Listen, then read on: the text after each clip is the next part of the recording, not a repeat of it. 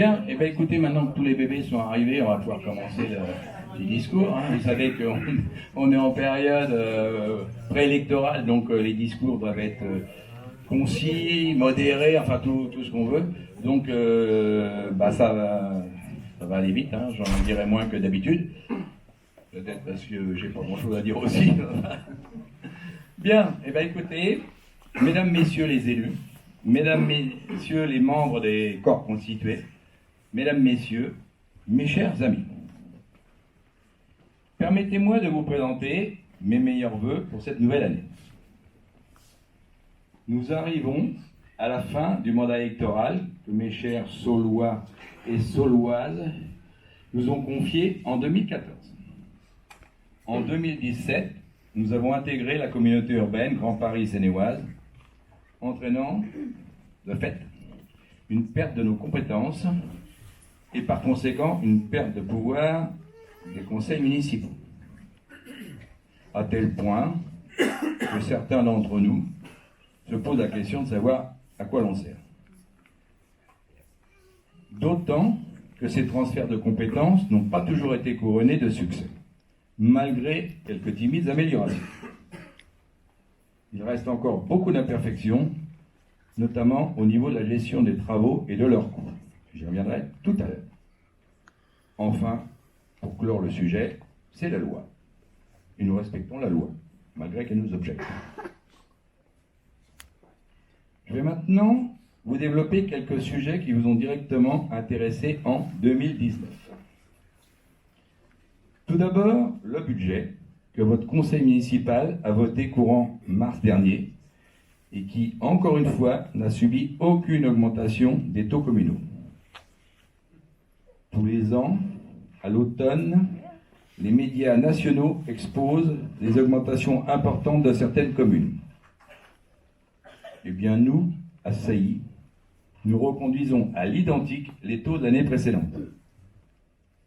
Mieux, cela fait maintenant 15 ans que les taux sont bloqués. Ainsi, depuis que je suis maire, les impôts locaux n'ont jamais été augmentés. Ceci est peut-être dû à un coup de chance, ou bien, comme je préfère à le penser, à une bonne gestion de notre budget communal. Je vais maintenant évoquer les travaux. Sujet sur lequel je vais passer très vite, car il y a eu malheureusement aucun travaux de voirie réalisé sur notre commune en 2019. Je vous laisse bien imaginer ma déception et mon mécontentement. D'autant que j'ai constaté que ce n'était pas le cas dans d'autres communes. Je me suis dit peut-être que Sailly, c'est un S et on va être dans les derniers, c'est peut-être ça va venir, mais pas sûr. Alors pourquoi deux poids, deux mesures? Surtout que nous avons payé nos attributions de compensation comme tout le monde, qui s'élève à 25 833 €. Voilà un exemple concret de compétence qui a été transférée à la communauté urbaine et nous n'avons perçu aucun bénéfice. Le plan local d'urbanisme intercommunal, qui doit normalement être voté ce mois-ci à la communauté urbaine, est conforme dans ses grandes lignes à notre plan local d'urbanisme. Et c'est une bonne chose. Je tiens d'ailleurs à remercier Madame Suzanne Jaunet et toute son équipe pour leur implication dans ce travail compliqué.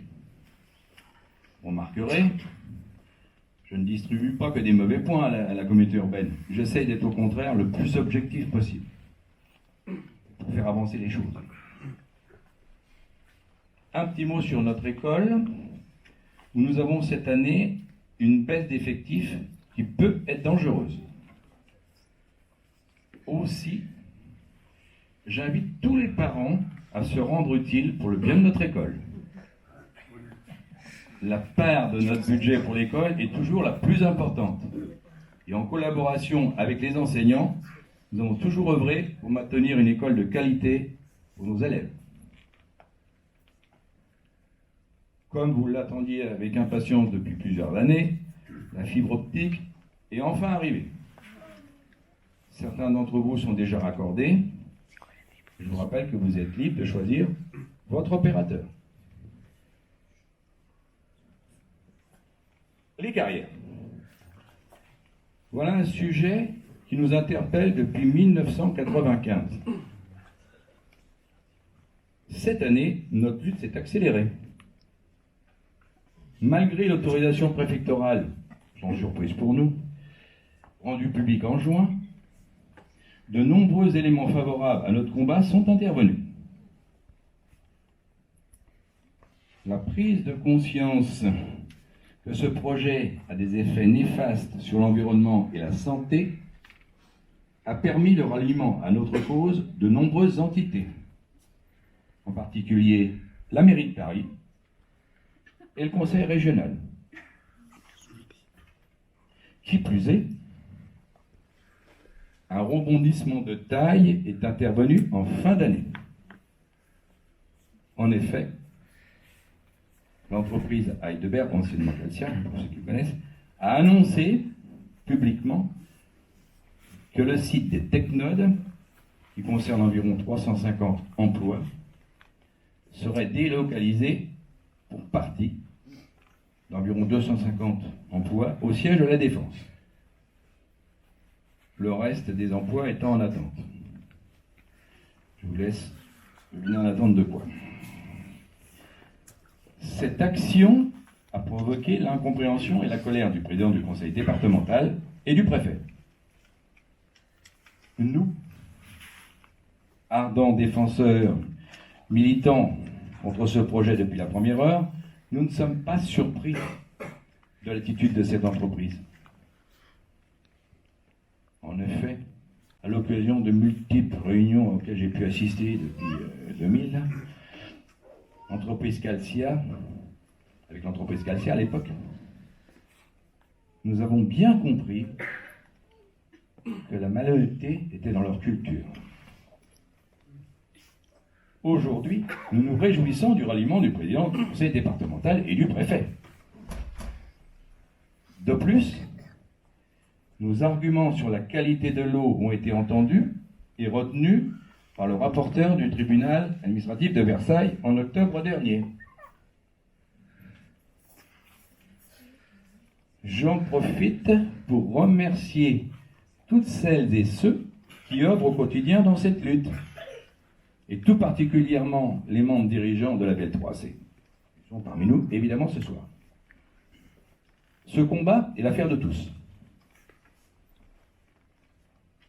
Un petit mot sur le personnel communal, qui s'est enrichi cette année de 2 nouveaux agents. Au mois de mars, M. Pascal Dénommé, qui est parmi nous, est devenu agent technique en charge de la voirie et de l'entretien général de la commune.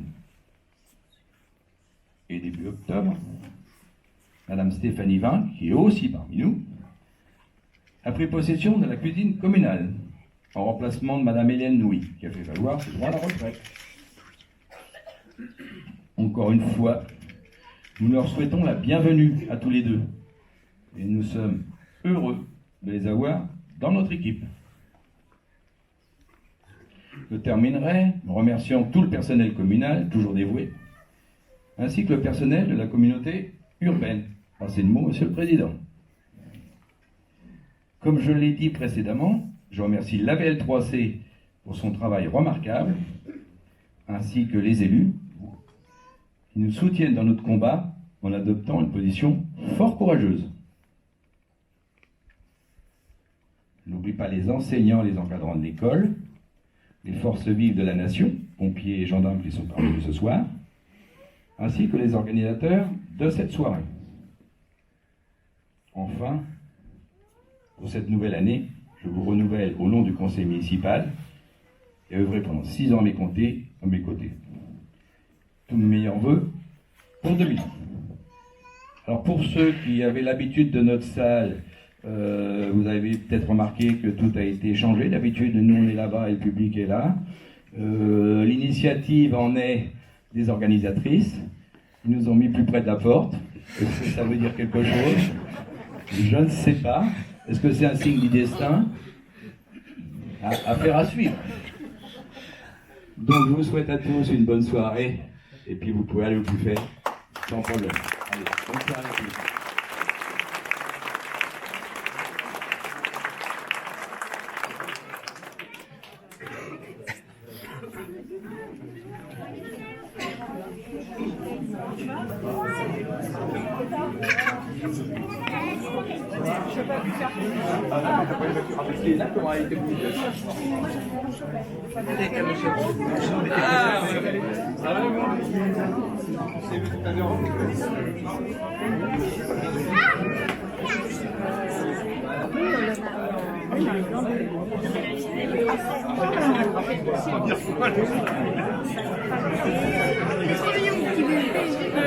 Ah,